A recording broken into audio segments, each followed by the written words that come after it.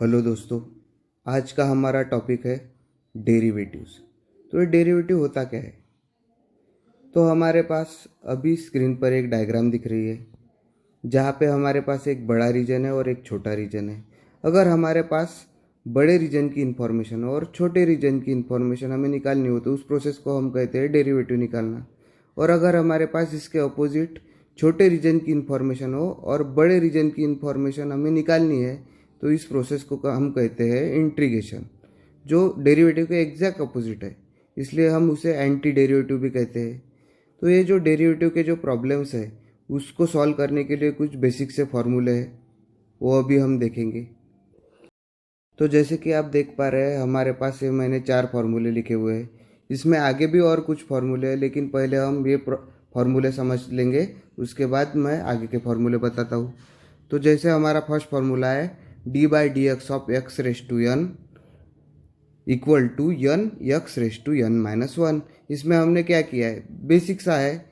जैसे कि जो हमारा x रेस टू n है तो n जो पावर है वो हमने आगे लिख दिया, उसके बाद x सेम टू सेम लिख दिया और उसके ऊपर जो पावर था उसमें से 1 सब्ट्रैक्ट कर दिया, यानी 1 घटा दिया। तो सिंपल सा फॉर्मूला बन जाता है।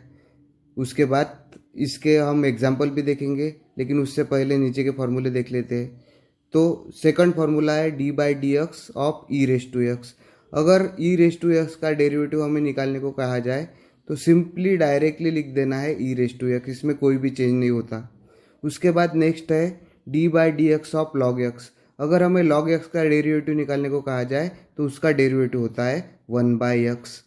अभी इसके नेक्स्ट फॉर्मूले में लिखा है d/dx of in bracket k equal to 0। अभी ये k क्या है, तो मैंने आप देख रहे होगे नीचे मैंने लिखा है k इज कांस्टेंट। k क्या है, कांस्टेंट टर्म है। अगर किसी भी कांस्टेंट टर्म का हम डेरिवेटिव निकाले तो उसका डेरिवेटिव हमेशा 0 आता है। अगर कोई कांस्टेंट टर्म हो तो आंखें बंद करके उसका डेरिवेटिव हम 0 लिख सकते हैं।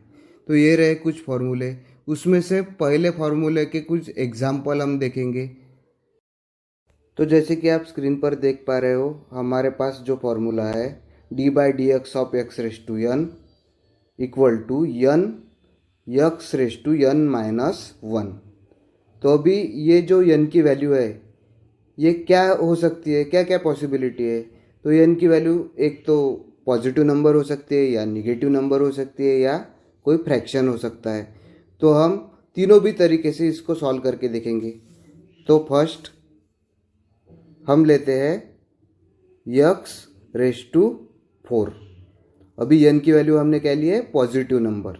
तो पॉजिटिव नंबर लेते हुए हम प्रॉब्लम कैसे लिखेंगे, d/dx of x raise to 4।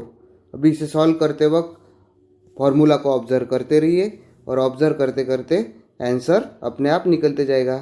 तो जैसे n की जगह यहाँ पे 4 लिखा है यानी पॉजिटिव नंबर लिखा है, तो पॉजिटिव नंबर लिखते वक्त इक्वल टू के आगे क्या लिखा है, n। तो n की वैल्यू क्या है हमारे पास 4, तो हम 4 यहाँ पे लिख देंगे। फिर x सेम टू सेम लिखना है। उसके बाद n की वैल्यू क्या है 4, तो 4 यहाँ पे लिख देंगे और माइनस क्या है 1, यानी 1 से हम कम करते हैं तो हमें क्या मिलेगा 4x क्यूब। कितना सिंपल है। तो ये रहा पॉजिटिव नंबर के लिए प्रॉब्लम सॉल्व करके। उसके बाद नेक्स्ट पॉसिबिलिटी क्या है कि x रेस टू n की जगह n की वैल्यू कोई निगेटिव नंबर लेंगे। तो देखो जैसे कि हम यहाँ पे देखेंगे, मैं कोई निगेटिव नंबर ले लेता हूँ, 3 ले लेता हूँ, -3। तो क्या होगा, फिर हम प्रॉब्लम के पैटर्न में लिख लेते हैं उसको, x रेस टू -3। अभी इसका डेरिवेटिव निकालना है, सेम टू सेम n की वैल्यू यहाँ पे है -3। तो n की वैल्यू हमारा फॉर्मूला क्या कहता है, n x raise to n minus 1। तो n की जगह हम क्या लिखेंगे, -3। यहाँ पे 3 नहीं लिखना है क्योंकि हमने अभी n की वैल्यू ही -3 ली है।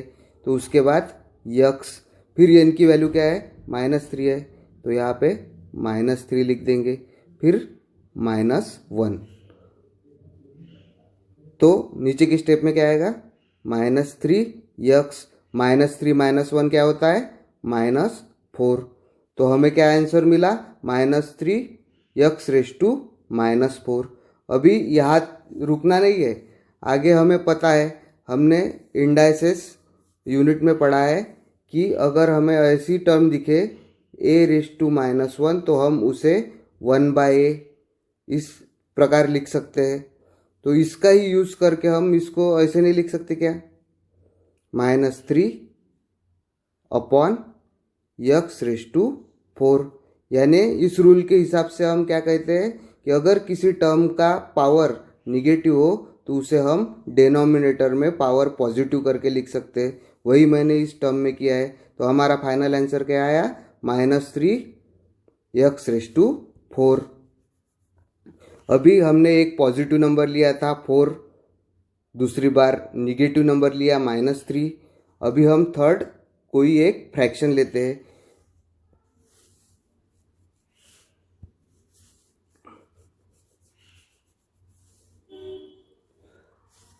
तो इजी जाने के लिए मैं एक सिंपल सा फ्रैक्शन लेता हूँ 1/2। अभी हमारी n की वैल्यू क्या हो गई, एक फ्रैक्शन हो गया जो है 1/2। तो इसे सॉल्व करते वक्त हम लिखेंगे d/dx x⁻1/2। तो सिंपली क्या करना है, जैसे पिछले प्रॉब्लम में हमने किया था, n को सिर्फ रिप्लेस किया था, वैसे यहाँ पे भी रिप्लेस करेंगे। तो 1/2, n की जगह 1/2 लिख दिया, x सेम टू सेम लिखना है। फिर n आया तो इसकी जगह 1/2 -1।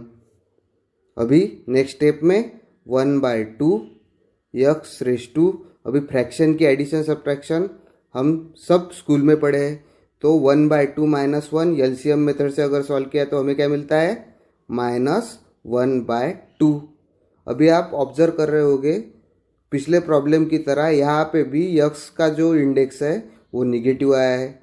तो मैंने जो बताया था a⁻1 = 1/a, यानी हम डिनोमिनेटर में लेके पावर को पॉजिटिव कर देते हैं। सेम हम यहाँ पे भी वही कर सकते हैं।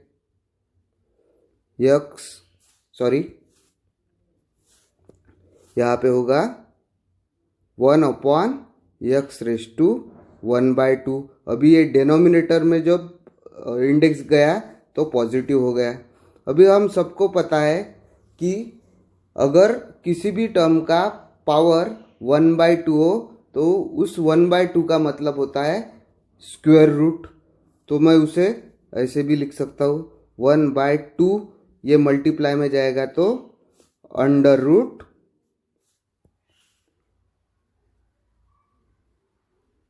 √, ये रहा हमारा फाइनल आंसर। तो इस तरह हम नंबर चेंज करके प्रैक्टिस के लिए और भी प्रॉब्लम सॉल्व कर सकते हैं। और इसके आगे कुछ ट्रिग्नोमेट्रिक फॉर्मूले हैं, उसके ऊपर कैसे एग्जाम्पल आते हैं और वो फॉर्मूले क्या है हम देखेंगे।